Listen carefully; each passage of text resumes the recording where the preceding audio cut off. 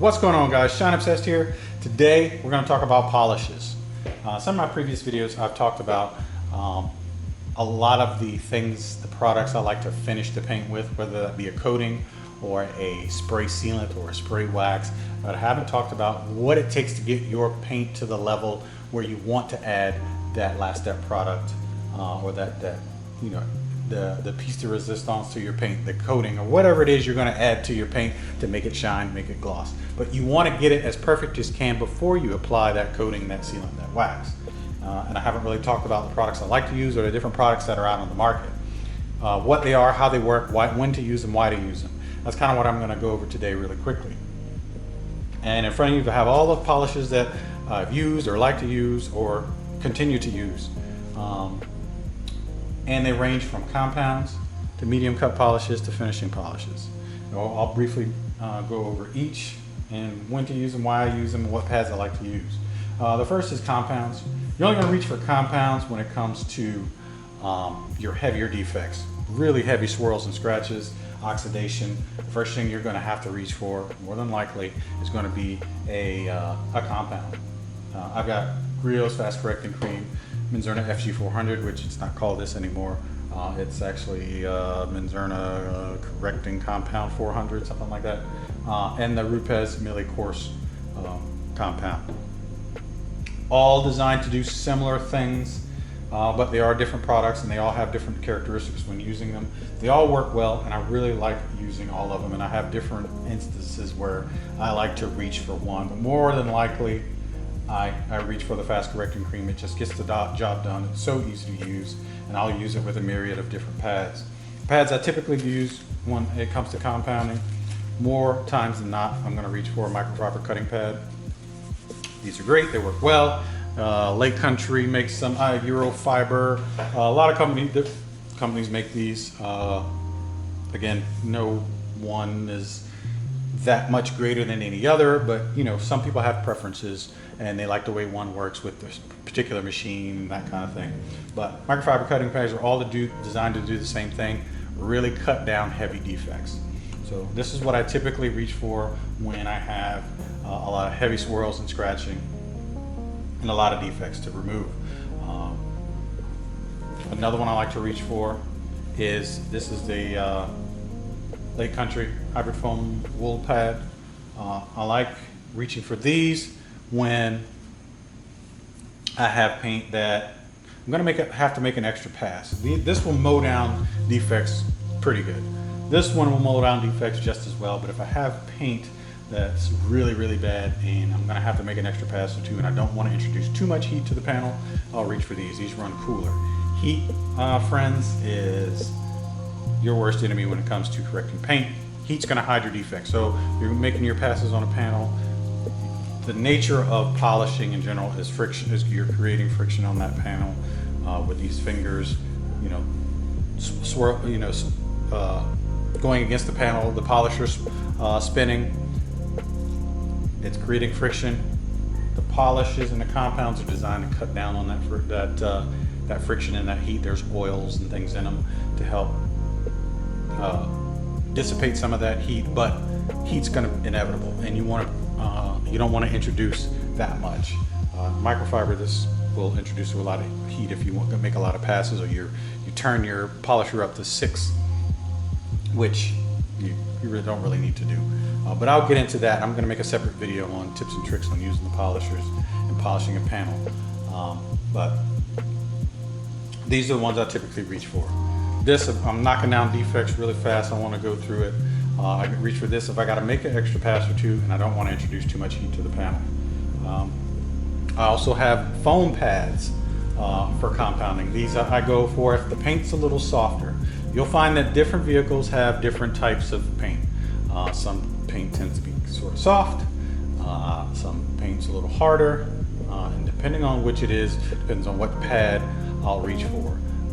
This foam pad is from Rupes. It's a foam cutting pad.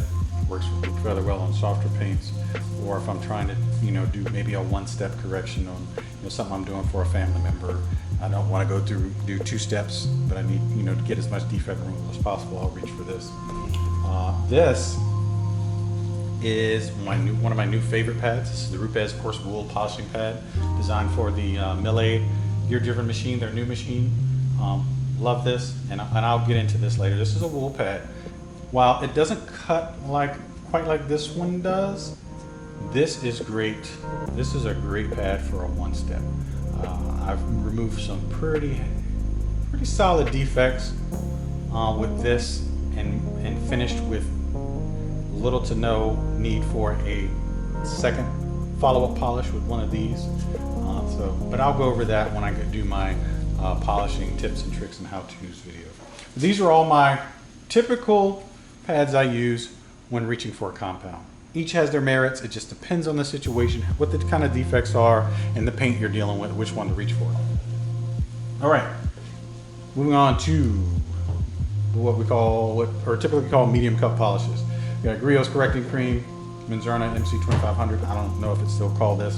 Menzerna has been doing a lot of rebranding over the years, and I have no idea what it's called now, but I don't go for these too often.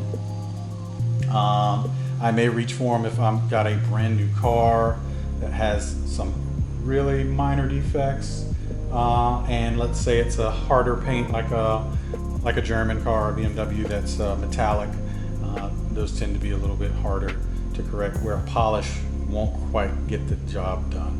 But I want to maybe knock it out in one step. I may reach for something like this in one of these orange light cutting pads from Lake Country. This is a Lake Country Force pad. It's a light cutting pad. You can use it with a polish or a finishing polish or a medium cut polish. Works well for either. Again, if you're working with something that's a little softer, that has a lot of defects, you could even pair this with one of the compounds where you're trying to knock out as many defects as possible, maybe in one step, and you don't want to introduce more defects. You could pair one of these with one of these compounds, and it will work well also. But again, I don't reach for these too often. Most of my corrections are a two-step process. I'll start with one of these, more than likely fast correcting cream, my preferred cutting pad, which again, it's pretty. You're mowing down defects pretty hard. You're going to introduce some more defects after using an aggressive pad like this. You're going to follow that with a finishing polish to remove those fine defects you created with this pad. So that brings me to the finishing polishes. All these finishing polishes, very little cut. You're not going to remove a whole lot of defects with any of these. These are designed to, for the most part, to follow up, heavy defect removal from one of these other pads. You've got a paint that's swirled out. You have to cut it down pretty hard. You're going to use one of these pads. When you use these pads again, you're going to introduce defects in the paint. And the defects are really minor. They call it hazing. And you'll see them, you'll notice them especially. And I'll again, stay tuned for the follow-up video. I'm going to do a two-step correction. I'm going to use something heavy like this microfiber cutting pad with some fast correcting cream, and you'll see what that hazing looks like. But then you're going to follow it up with one of these finishing polishes. All great. For years, this was my go-to, the SF4500 from Menzerna. Again, I don't know if it's called that anymore. The Griots Cprrecting Cream is great. This is really old school. I used this before I even went to the SF4500 from Menzerna Final Polish 2. They don't even make that one anymore. And Optimum Hyper Polish. This is what I reach for more times than not. This is pretty awesome. Awesome because it comes in a spray. If you notice, all these other are, squeeze bottles. You shake them up real good before you use them. Put a couple dabs on your pad. Typically, you're going to do a pea-sized drop, but the problem is the peas I eat might be bigger than the peas you eat. So, what this sprayable version of polish does is it cuts out kind of the guesswork. You basically one spray on your pad, you're done. It's great in terms of efficiency because it's faster, and you're not overusing the product. Again, my pea might be bigger than your pea. My pea-sized dots I put on these pads may be gigantic, and I've been using way too much product. One spray, you're good to go, and it works well. It's really good work time. and it's perfect for removing. It's just as good as any of these others, but I like the fact that it's sprayable, so I reach for this more times than not. It can be a little messy, but it's fine. So those are the polishes. Each one, again, you're going to have to, depending on what kind of paint you're working on, from hard to soft, what kind of pad you have available to you, it's all going to depend on what it's going to take to get those defects out of your paint. What I recommend to anyone thinking about machine polishing, whether it's your personal, just on your personal vehicle or family members' vehicles, or you're talking about detailing to make some money, go to the junkyard, get yourself a junk hood, a junk door, some panel to practice with. This is a hood from a Chrysler 200. This is the one I'm going to be making my next video with, showing you some tips and tricks in terms of correcting the paint. Go get one of these, practice on it. Even if you're thinking about applying a coating, having something like this available to you is nice as well. You know, you don't have to make it perfect, but it allows you to get your process down. Whether you're using a polisher and you're trying to figure out what to use to get out defects, you can see how it works. You can feel the paint, see if it gets hot, those kind of things. What it takes to remove certain types of defects, anything you get from a junkyard is going to be pretty beat up anyway. So if you can perfect something like this, you can definitely perfect your daily driver. Another thing that's great about getting one, like I said, even with coatings, is that you can test your tolerances when it comes to polishing, when it comes to applying a coating. There's a little bit of a learning curve depending on your environment. If it's the middle of summer, it's 100 degrees, you're trying to apply a coating, you want to see where that fine line is between wipe on, wiping your coating on your paint, and wiping it off. Because you go over the threshold where it's going to get hard wipe off, it's going to be a terrible job. Your arm's going to be sore, and you're not going to be pleased with the results. So another reason why something like this is nice to have. So again, these polishes are awesome. Some of them actually even take that extra step. Let's say this is a little too daunting, seeing all these different products. Even when you go to buy them, you see so many on the shelves, or if you're buying it online, you see so many, you're not sure what to get. Some of the companies they simplify the process for you. For instance, Griots. If you look at these bottles, they're actually color coded. You've got white on the fast correcting cream, orange on the correcting cream, yellow on the perfecting cream. So Griots also has pads that match, so it takes the guesswork out of it for you. They've got white pads to go with the fast correcting cream, orange pads to go with the correcting cream, yellow to go with the perfecting cream. The same goes for the Rupes, whether it's their gel compound or their coarse compound for the milling. You'll notice it has a blue top, the liquid is blue, the pad, this pad and the foam pad are blue, and their fine finishing polish, the pads are yellow, the liquid is yellow, the tops are yellow. So they make it easy to get the corresponding pad and polish combo that's going to work well to get the best results. So they kind of take the guesswork out of it for you, so that's a beautiful thing too. So you can go that route as well. If it seems too daunting, go with the brand, get their matching polishes and pads based on the color coding scheme, and you're good to go. Now, there's some other levels of polishes that I didn't talk about. There's one here that you can see. There were actually two other types of polishes I didn't talk about. And I'll go over them briefly, just so if you see them, you don't get confused and you'll know.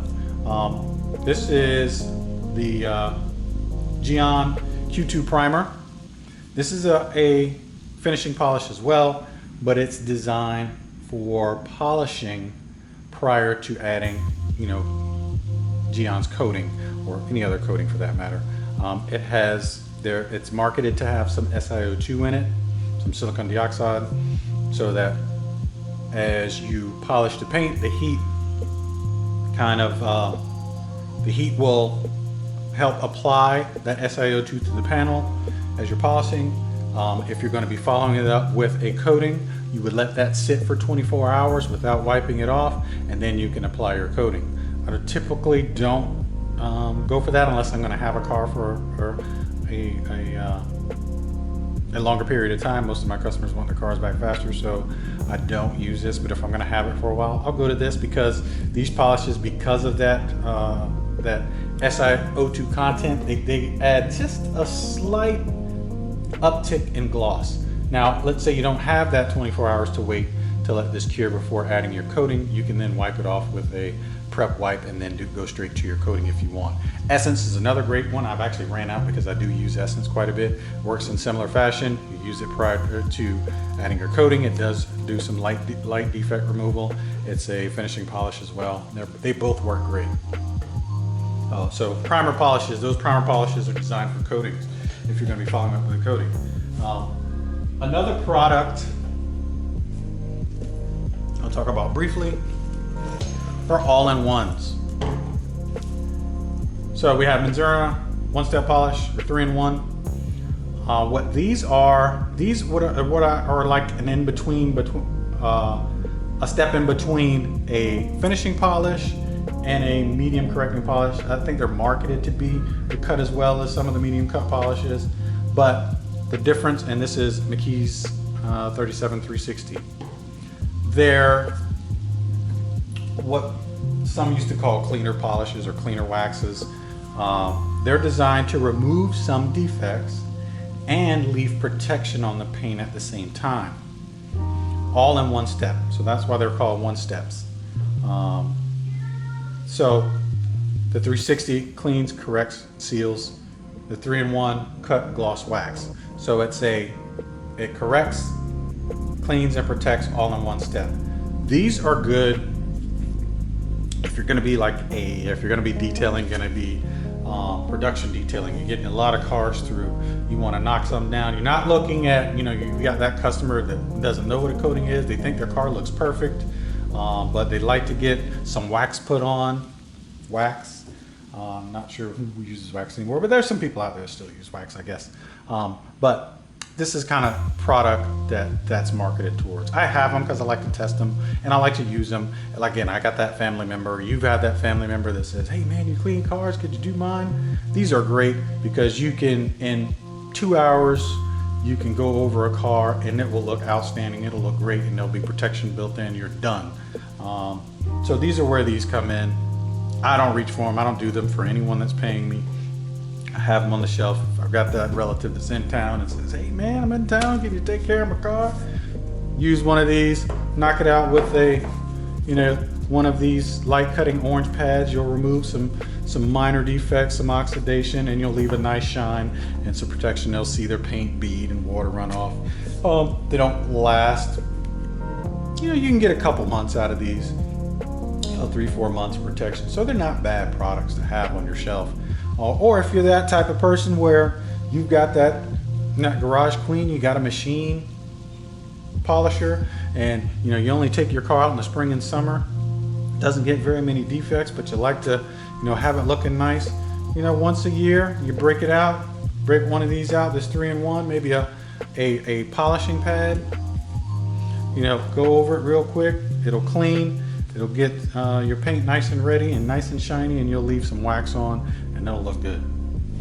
So that's my polishes. That's kind of a quick and dirty of all of these, how I like to use them, when I like to use them. Again, it all depends on your paint, what type of pads you have available. And again, some of the brands make it easy for you by color coding. But that's polishes. My next video, we're gonna do some polishing on this crusty Chrysler 200 hood. It's pretty beat up. I'll show you some of the scratches. I don't know if you can see if I can bring you down here. Oh yeah, you can see that. See that right there? So we're gonna knock some of these out, show you my approach, my 2-step correction versus a 1-step correction, and how to do it, what machines I like, and different types of speed and tricks to use with your polishers. So stay tuned, guys. Until the next time, have a good one. Talk to you later.